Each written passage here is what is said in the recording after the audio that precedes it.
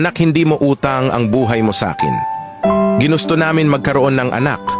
Responsibilidad namin palakihin ka ng maayos sa abot ng aming makakaya.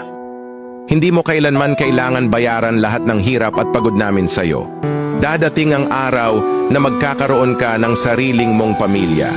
Ayaw namin nakawin ang saya sa inyong tahanan. Ayaw namin maging dahilan ng pag-aaway ninyong mag-asawa. Kung kami ay iyong reregaluhan, maraming salamat, anak. Pero kung wala naman, maraming salamat pa din dahil ikaw ang bigay ng Diyos sa amin. Araw-araw namin pinagdadasal sa Panginoon na bigyan kami ng lakas para mapalaki ka ng naayon sa Kanyang kagustuhan. Araw-araw namin hinihingi sa Kanya na sana lagi Kanyang gabayan lalo sa mga araw na hindi ka namin nakikita. Kaya kung ikaw ay magkakaanak sa tamang panahon, sana ipamana mo sa Kanya ang aral na ito. Hindi mo utang ang buhay mo sa magulang mo. Lumingon para gawing inspirasyon.